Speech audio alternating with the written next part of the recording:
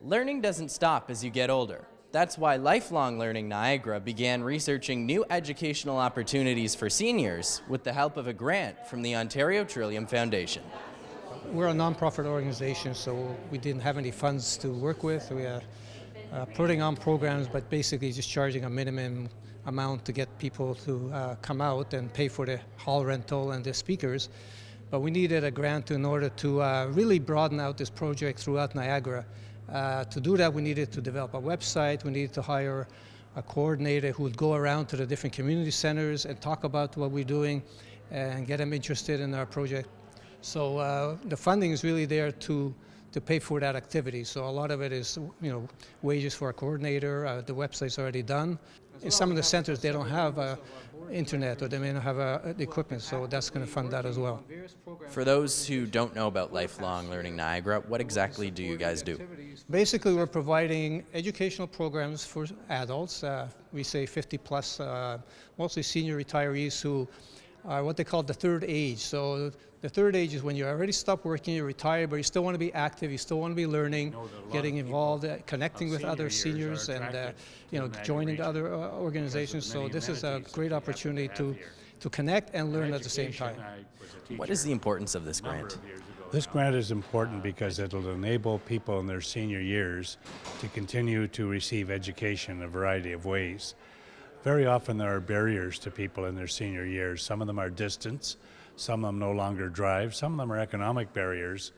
To continue to be educated in one way or another doesn't mean formal education necessarily, but there are a lot of things happening in the world that they like to have access to.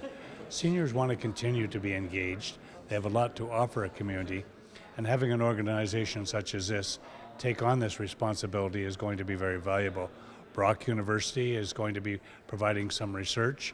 They're going to try to tap in to see what are the needs out there for seniors in the community in terms of the educational component and how can they best be met. And I think this is a good investment from the Ontario Trillium Foundation in this regard. What research are you working on? So for Lifelong Learning Niagara, essentially what we're working on right now is developing different types of learning models for senior adults in the region to be participating in. So we're looking at doing some things other than that face-to-face lecture idea. So some things we're considering doing are bringing in iPads, doing some hands-on learning.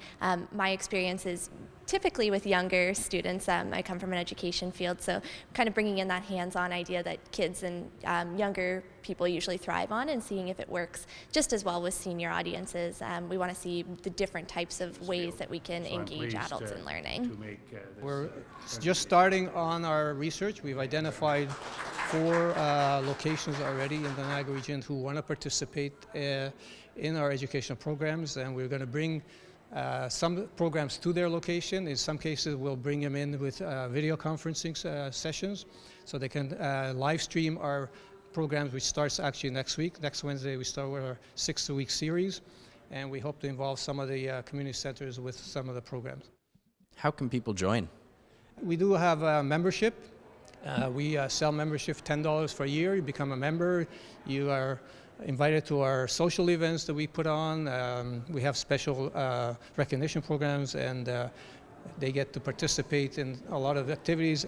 Because we're a nonprofit corporation, they can come to our general meetings and get involved that way. So we're promoting membership because they support our organization. The results of this research will be released in a report by the end of this October. In St. Catharines, reporting for The Source, I'm Brendan Sylvia.